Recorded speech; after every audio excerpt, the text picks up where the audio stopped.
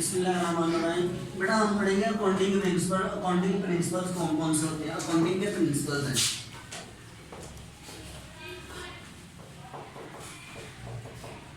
हमें अकाउंटिंग करेंगे तो अकाउंटिंग करने से पहले हमें इसके प्रिंसिपल पता होने चाहिए। इसके अंदर एलिमेंट्स कौन कौन से हैं, इसके प्रिंसिपल्स कौन कौन से हैं। अकाउंटिंग के बेटा 5 प्रिंसिपल्स हैं। एलिमेंट्स, कोई भी फाइनेंशियल स्टेटमेंट्स है,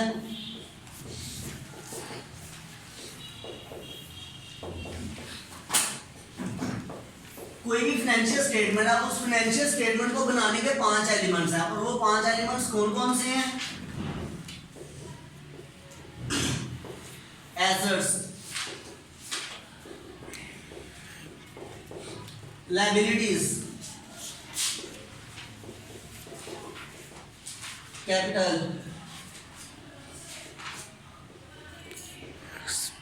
एक्सपेंस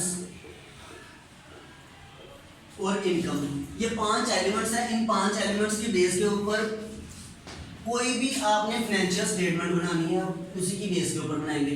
वो बैलेंस शीट हो, इनकम स्टेटमेंट हो, कॉम्प्रिहेंसिव इनकम स्टेटमेंट हो या फिर कैश फ्लो स्टेटमेंट हो, कोई भी फाइनेंशियल स्टेटमेंट है, उस फाइनेंशियल स्टेटमेंट को उठा के देख लें। इन्हीं 5 की बेस के ऊपर फाइनेंशियल स्टेटमेंट बनती है। बैलेंस शीट बनानी है तो बैलेंस शीट के अंदर क्या क्या चीजें आएंगी? आपकी ये वाली चीजें आएंगी, यही चीज आती है। उसके बाद अगर आपने इनकम स्टेटमेंट बनानी है, इनकम स्टेटमेंट बनाने के लिए आपकी ये 2 चीजें यूज होंगी। कोई भी प्रॉफिट एंड लॉस, आप कोई कंपनी में जाते हो, कंपनी में जाके वो कहता है कि हमें हमारा प्रॉफिट एंड लॉस अकाउंट बना के दो, तो आप प्रॉफिट एंड लॉस अकाउंट कैसे बनाएंगे? आपको पता होना चाहिए कि आपके एक्सपेंस कौन कौन से हैं, इनकम कौन कौन सी है। सिर्फ 2 चीजें ही आपकी इसके अंदर रहेंगी, ठीक है। ये आपका प्रॉफिट एंड लॉस में चला जाएगा और ये आपका बैलेंस शीट के अंदर चला जाएगा। ये 5 एलिमेंट्स हैं और इन्हीं 5 एलिमेंट्स के ऊपर आपकी फाइनेंशियल स्टेटमेंट बनती है। कोई भी आपसे पूछे कि फाइनेंशियल स्टेटमेंट के कितने एलिमेंट्स हैं, तो आपने आंखें बंद करके बता देना है कि 5 एलिमेंट्स हैं, ये वाले एलिमेंट्स हैं। और इसी की बेस के ऊपर आपकी कोई भी फाइनेंशियल स्टेटमेंट बनती है, वो बैलेंस शीट हो, प्रॉफिट एंड लॉस अकाउंट हो या फिर कैश फ्लो स्टेटमेंट हो। कोई भी स्टेटमेंट्स आपने बनानी है तो उसी की बेस के ऊपर बनाएंगे। अब प्रिंसिपल है बेटा, कहते हैं जी कि पहले लोग क्या करते थे, लोग रट्टा लगा देते हैं बच्चों को। क्या करते हैं, जो चीज़ आए वो डेबिट, जो चीज़ आए वो क्रेडिट। तो इस तरह का कंसेप्ट आप लोगों ने कभी भी नहीं करना। BR हम डेबिट को शो करेंगे और CR हम क्रेडिट को शो करेंगे। हमें भी इस तरह का रट्टा कभी भी नहीं लगाना कि जो चीज़ आए वो डेबिट, जो चीज़ जाए वो क्रेडिट। ये बिल्कुल गलत कंसेप्ट है, ठीक है। थंब रूल है कि इंक्रीज डिक्रीज, कि डेबिट क्रेडिट कैसे करना है। क्या इंक्रीज होगा तो किस चीज़ को हम डेबिट करेंगे, क्या डिक्रीज होगा तो किस चीज़ को हम क्रेडिट करेंगे। अब ये एसेट्स,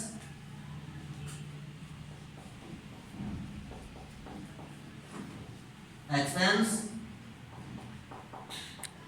और कैपिटल। बेटा ये 3 आइटम्स हैं। जब भी ये आइटम्स इंक्रीज होना है तो ये क्या होगी? डेबिट हो जाएंगी।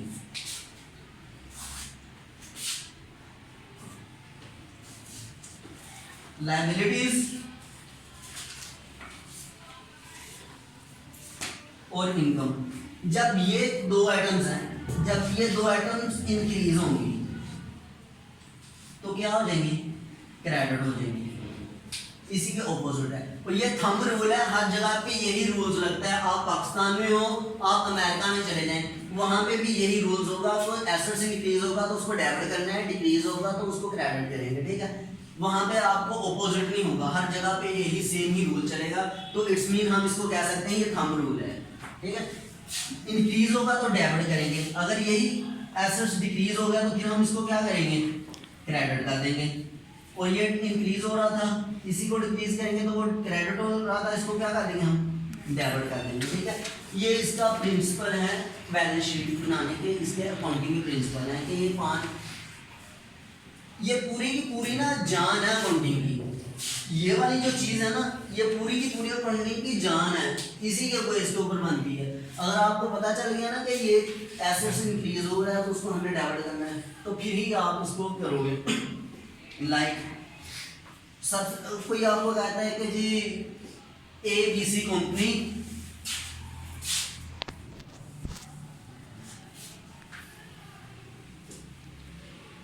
परचेज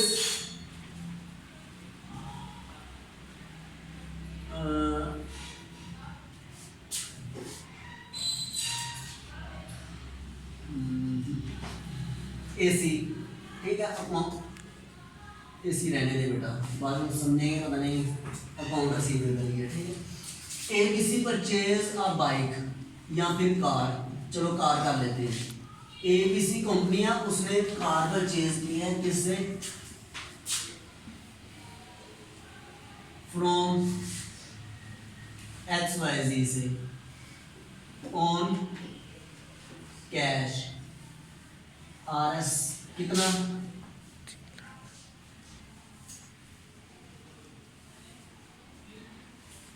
2,50,000 ठगी कार से, ठीक है, टूटी सी। उसने कार परचेज की है, ABC कंपनी ने परचेज कार फ्रॉम XYZ कितने से? 2,50,000 से, यानी कि उसने पैसे दे के उसने पैसे भेज दिए। आपको पता है कि पहले कैश क्या होता है? एसेट्स होता है, ठीक है। और कार आपकी आई है, कार आपका क्या होगा? वो भी एसेट्स होगा। एक एसेट्स इंक्रीज हो रहा है, एक एसेट्स आपका क्या हो रहा है? डिक्रीज हो रहा है। कि इसकी हम एंट्री क्या करेंगे? Car account debit, cash account credit, कितने से? 2,50,000 से।